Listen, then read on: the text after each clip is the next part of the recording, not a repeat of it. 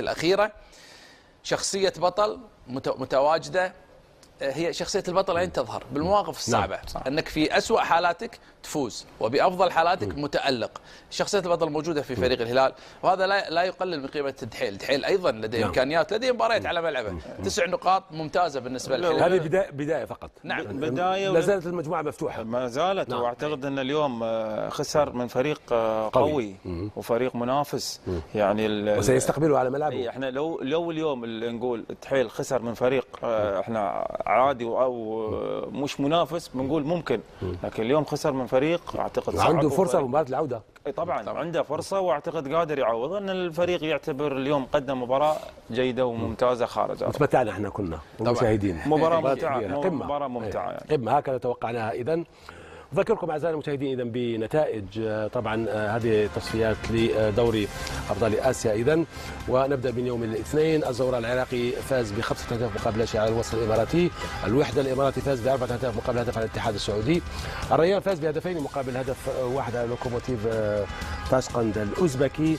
النصر السعودي فاز بل سقط على ملعبه بهدفين مقابل 3 أمام ذوبان أصفهان الإيراني. اليوم الثلاثاء إذن بختاكور الأوزبكي فاز بهدف مقابل لا شيء على الأهلي السعودي. واستقلال طهران تعادل مع العين بهدف في نفس المجموعة الثالثة. الهلال فاز ب3 أهداف مقابل هدف على دحيل القطري. والسد القطري أيضا فاز في الدقائق الأخيرة الدقيقة 95 بهدف مقابل لا شيء على بيرسبوليس الإيراني.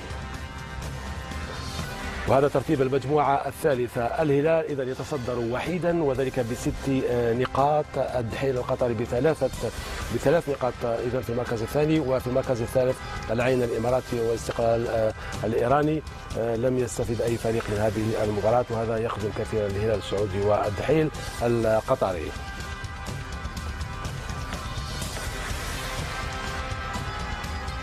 إذا هل من عنوان لهذه المواجهة الكبيرة؟ متعة الجولة ومتعة الليلة الآسيوية. نعم، يعني متعة جميلة، سواء استمتعنا بالأهداف، استمتعنا بأفكار المدربين وقراءاتهم، استمتعنا بالأجواء الموجودة في الملعب، بالأجواء الرياضية الجميلة اللي دائما ما تكون موجودة وتسود دائما المباريات الرياضية. أحداث جميلة. ننتظر أن تكون هذه المجموعة على المنافسة الشديدة في القادم المباريات.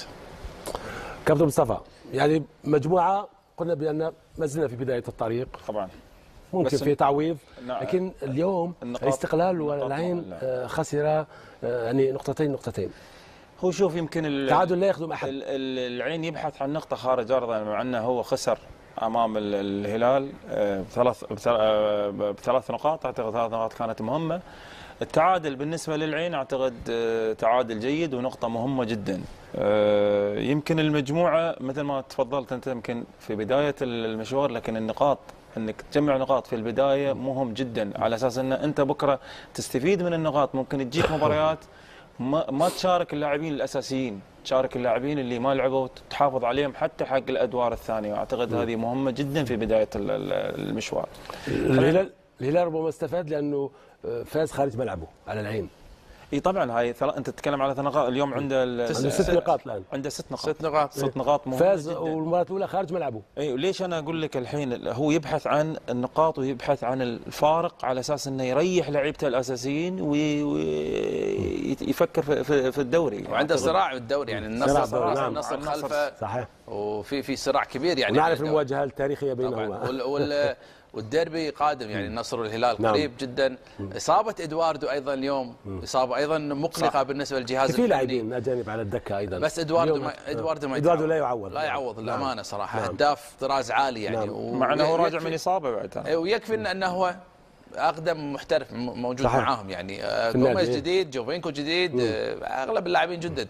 وبالتالي عودة الفريق إلى الدوري وعودة المحترفين اللي ما شاركوا اليوم. تدري الاتحاد الآسيوي مختلف عن نظام المحلي بالنسبة للدوريات مختلفة في قارة آسيا. التالي اشتراك 4 لاعبين، 3 وواحد آسيوي في هذه البطولة. عودة الفريق بحاجة إلى جميع اللاعبين، أيضا إدواردو عودته للتشكيلة الأساسية بانتظار الجولة القادمة. 9 نقاط بوجهة نظر الهلال سوف يعني تبعده بصورة مريحة. بيكون فارق، أكيد بيكون فارق. أعتقد أن اليوم جمع النقاط أعتقد مهم جدا حق أي فريق. ونقول مبروك للسد فوز اليوم يمكن في الدقائق الاخيره، اعتقد فوز مهم وثلاث نقاط مهمه جدا. قلت لك انا بغداد دائما الحل دائما يكون عند بغداد، واعتقد حتى السد يملك فريق ممتاز جدا. انا اكتشفت ايضا سيباستيان جيوفينكو ايضا، مبارك حتى حق الريان ومبارك حق الهلال على فوزها هاي، ونقول حق تحيل هارد لك. اعتقد المشوار ما زال، وانت فريق كتحيل كمجموعه كعناصر اعتقد فريق جيد وقادر انه يرجع ويكون منافس في هذه المجموعه. الايطالي سيباستيان جيوفينكو انا صراحه اكتشفته اليوم، لاعب كبير. شوف انت تدري، انت من الناس اللي تحب تتمتع باللاعب لين يستلم كوره مهارات وانا لاحظت عليك من مساعه، يعني منعجب في اللاعب ومنعجب بقدراته بلمساته. انت ما عجبك يعني؟ طبعا انا معاك، احنا كنا قاعدين نشرب القهوه ومتمتعين، فاعتقد اليوم هذه اضافه للفريق الهلال. اذا النجوم كثر لكن التوليفه موجوده، يعني فيه انسجام. نحس ان الهلال فريق قوي منسجم وفريق يعني حتى الدفاع تحسن اكيد. والفريق بوجهه نظري الهلال يعني تكلمنا عن ادواردو وغيابه وتاثيره، لكن انا اشوف الهلال هو قطار لا يهتم بمن ينزل، لا يهتم بمن يتعثر، بامكانياته بلاعبينه ممكن يكمل المشوار. صحيح. عنده لاعبين، عنده اختيارات ممتازه. مع انه شوف دكتور، مع انه يقبون عنده افضل 2 ارتكاز في الدوري السعودي. نعم صح، هو سلمان الفرج وعطيف. نعم افضل 2 ارتكاز في لاعبين دوليين طبعا، ويعتبرون لعيبه مميزين ترى. المحور كابتن مواطنين ومحاور المحور يعني عودة سلمان تحل المشكلة. سلمان في موسم من المواسم كان أفضل لاعب سعودي، يعني ومن أفضل اللاعبين في الخليج كلاعب ارتكاز، بناء هجمة، استلام، تسليم، لاعب لا تأثير بكل تأكيد. وسط وتلعب مراد ناجي يلعب كظهير يمين. يمكن اللي صار غيرت ظهيرين 2.